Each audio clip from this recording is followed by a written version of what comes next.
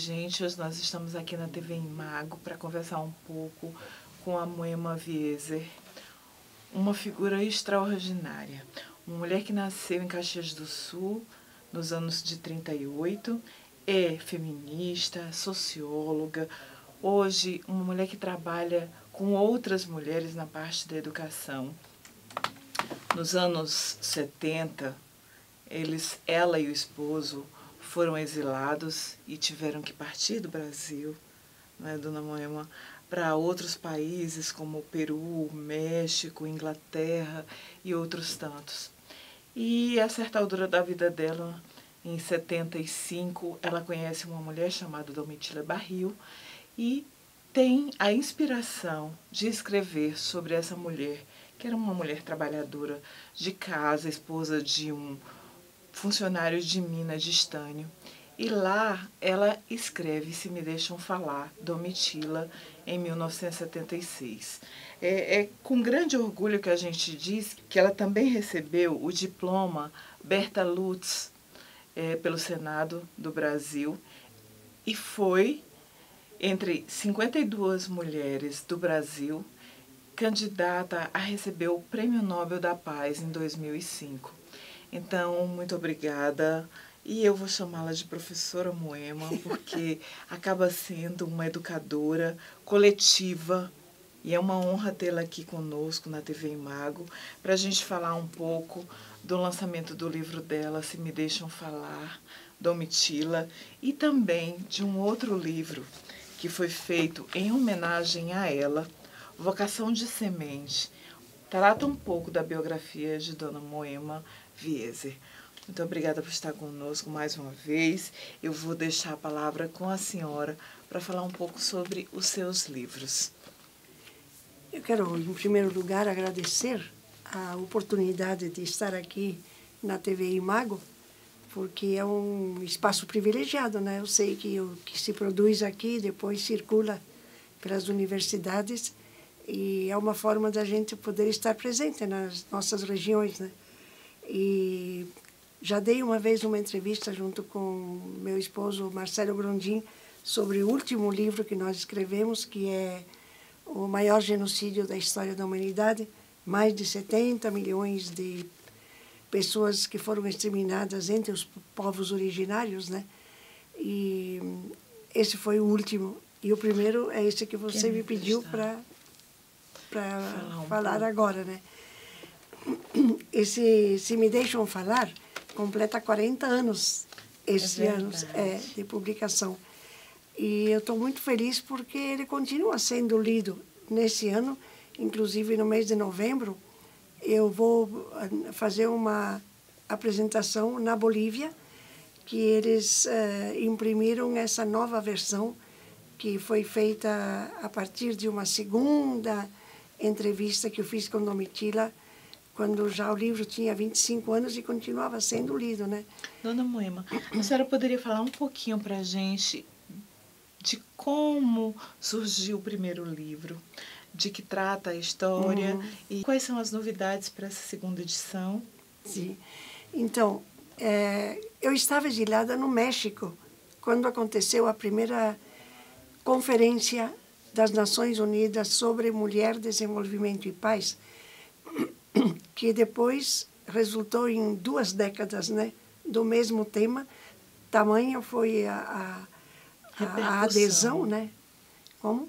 Repercussão, não, adesão. A repercussão e a adesão, né, às propostas e a necessidade de ir aprofundando do que se tratava, debruçar-se sobre as questões vividas pelas mulheres no mundo inteiro, né? Não só num determinado país. E eu não fui delegada oficial, eu estive na tribuna paralela à conferência oficial. E estava ali com um grupo de outras mulheres exiladas e nós fomos para a tribuna e ali foi que eu encontrei Domitila Barrios de Chungara, que era então a esposa de um trabalhador das minas de estanho da Bolívia em século XX, perto de Potosí, e era uma pessoa de que tinha apenas acabado o 4º ano primário, não teve receio nenhum de se apresentar frente às 5.000 mulheres que estavam lá na tribuna e dizer o que ela sabia e o que ela pensava a respeito da situação das mulheres no próprio país, na região em que ela habitava. Nós tínhamos só 2 minutos para ocupar a tribuna e ela não faltou uma só vez, a partir de qualquer tema que fosse abordado, que ela não pedisse a palavra. E ela catalisou muito assim a vontade de expressão das mulheres latino-americanas, particularmente da esquerda latino-americana, que naquele momento lutava muito pelo fim das ditaduras que tinham assolado praticamente todos os nossos países, né, com exceção de Costa Rica. O que me impressionou muito na Domitila era o fato de que lá nesta primeira tribuna praticamente só havia mulheres profissionais, né, advogadas, jornalistas, enfim, mulheres que tinham estudado muito. Ela só tinha feito até o 4º ano da escola primária em condições bem difíceis, mas ela sabia muito o que era viver num acampamento mineiro. E ela não se sentia intimidada em falar? De jeito nenhum. Enquanto que, por exemplo, mulheres que tinham vindo de Cuba ou as indígenas do México não falavam, deixavam que falassem as profissionais, né? E aí, quando a gente se encontrou no dia da festa da Bolívia, logo depois da tribuna, eu falei para ela, olha, eu fiquei muito impressionada com o que você falou e também eu tinha me oferecido, né, para traduzir. Eu falo 5 idiomas, então eu ofereci para servir de intérprete quando ela precisasse, para traduzir em português, inglês, francês e italiano. E eu disse, mas foram sempre entrevistas feitas para outros países, né? Como seria bom se a gente pudesse escrever alguma coisa que pudesse circular entre mulheres que viviam condições similares. Aí ela disse, você já é a 4ª pessoa que me fala disso, mas eu sempre resisti. Aí eu comentei com ela que a proposta seria de fazer chegar, né, a classe trabalhadora de onde ela era também, e que isso pudesse servir no país dela, nos outros países e no nosso, se desse certo, né? Nem que fosse um caderno, a gente pensou no começo, né? E assim foi que a gente sentou. No dia seguinte nós começamos as entrevistas e também, além de fazer entrevistas pessoais, eu acompanhava a Domitila no México, onde ela ficou 3 meses, porque estava difícil de voltar, né? Porque tinha sempre aquele problema da repressão e ainda Sim. tinha ditadura lá, né? Aí nós íamos aonde ela era convidada, né? Eu acompanhava, e fomos para vários sindicatos, universidades, rádios também. Fomos a Cuernavaca visitar o Francisco Julião, que também estava exilado lá. E, no fim, eu tinha 1000 e tantas páginas que eu datilografei, porque não havia nada. Será que o pessoal sabe o que é uma máquina de datilografia? Máquina Olivetti 46. Que hoje a maioria das pessoas jovens não sabe nem o que é, né? Porque tudo é computadorizado, né? E, então, com tudo isso em mãos, daí ela conseguiu voltar para a Bolívia. Quando eu tinha terminado de fazer toda a organização das falas, eu fui para a Bolívia para revisar com ela se ela se reconhecia, de fato, naquilo que eu tinha feito, a montagem, né, a organização, como a gente faz quando corta e recorta e edita um filme, né? E aí a gente acrescentou algumas coisas a mais e tivemos muita sorte, né? O livro foi editado pela Siglo XXI Editores do México e teve muita repercussão e foi traduzido para 14 idiomas. E, como eu já comentei antes, né? Faz 40 anos já que o livro foi publicado e esse ano ele começou a fazer parte de uma biblioteca da Bolívia que vai para todas as escolas do país. São 200 títulos e o 10º título escolhido foi Se Me Deixam Falar. Que bênção, que coisa legal. E também recebi o convite agora para fazer uma peça de teatro sobre Domitila em São Paulo. Então, são coisas assim que mostram como apesar de se referir a um período muito preciso da história, inclusive da história de um país, ele funcionou muito como, eu digo, né, a lei do espelho funciona, que você vê o que a outra pessoa viveu e, por ser um depoimento pessoal, né, como é que isso retorna para você, né? Trabalhei muito quando eu estava fora do Brasil ainda, no Peru, no México, na República Dominicana, e era muito interessante de ver como as pessoas liam um livro, mas paravam a leitura. Por quê? Porque começavam a pensar e a refletir e a comentar o que acontecia no próprio país, né? Aqui no Brasil, eu lembro que quando ele foi lançado, teve o Maurício Trachtenberg, que era um grande filósofo, escritor, né? Trabalhava na Universidade de Campinas e também na Fundação Getúlio Vargas. Ele disse, ó, vamos todo mundo aqui comprar, que isso nós temos que saber do que está acontecendo nesse continente, né? Quando se fala em ditadura militar. E, de fato, né, Domitila se tornou, através do livro, né, um porta-voz em âmbito planetário, né, a respeito dos direitos humanos que eram tão maltratados no próprio país, né.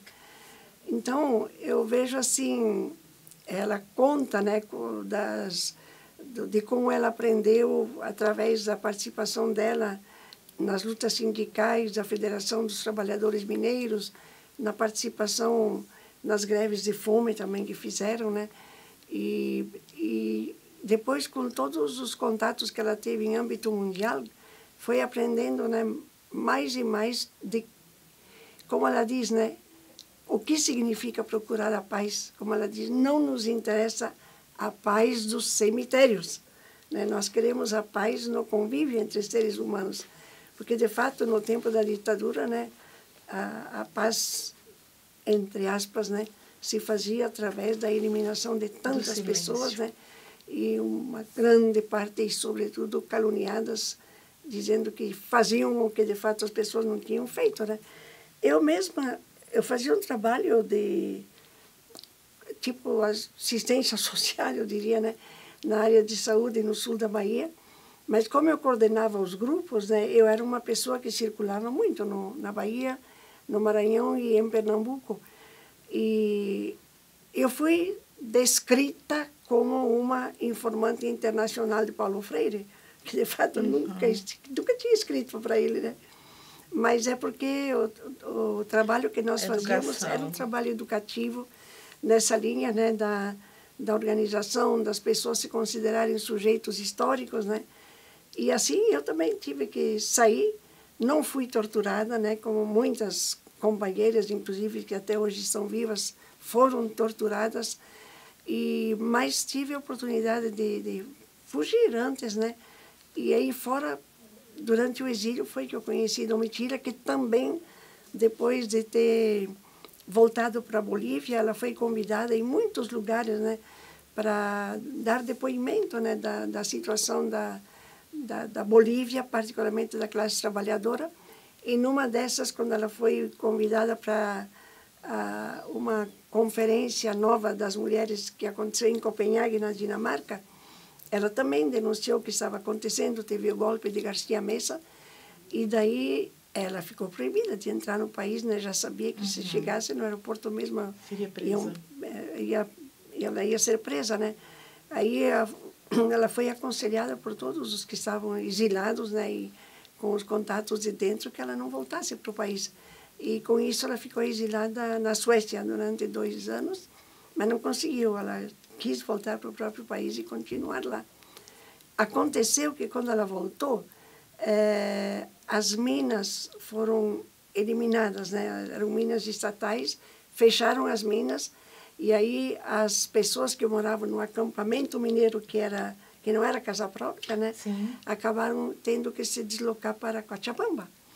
E para ela foi um recomeço, porque o palco, né, assim, com o qual ela estava acostumada, inclusive a fazer todas as suas denúncias, as suas propostas, era a luta dos trabalhadores mineiros, né?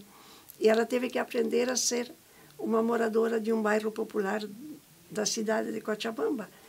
E aí também ela não deixou, né, de se manter muito ligada a todas as lutas populares, e foi uma figura muito importante na Guerra da Água, né, que teve na Bolívia, quando eles impediram, né, que a Bélgica comprasse as águas que vinham da montanha, né, quando tinha o degelo. E também teve bastante contato com as mulheres indígenas. Essa foi uma coisa bem nova e importante na vida de Domitila, porque antes a classe trabalhadora era assim, como eu diria, muito marcada pela consciência de classe, etc., mas toda essa questão étnica, racial, né, estava bastante longe, e foi aos poucos que Domitila conseguiu realmente se aproximar dessa identidade indígena. Resgate, né, de identidade. E ela percebeu ali, assim, quanto era importante a ligação, né, daqueles que trabalhavam nas fábricas, nas minas, com as comunidades indígenas que viviam mais no altiplano ou também na floresta, né? Então foi uma grande aprendizagem, e tudo isso foi fazendo evoluir o seu próprio pensamento, né? E também essa ligação, né, com as lutas das populações indígenas, que foi tão importante para que na Bolívia, né, pela via das eleições, por primeira vez se tivesse um índio, Aymara, que fosse assumido como presidente da República, né? Dona Moema, sim. E com relação ao lançamento, quais são as novidades que a senhora traz para essa nova fase do novo livro?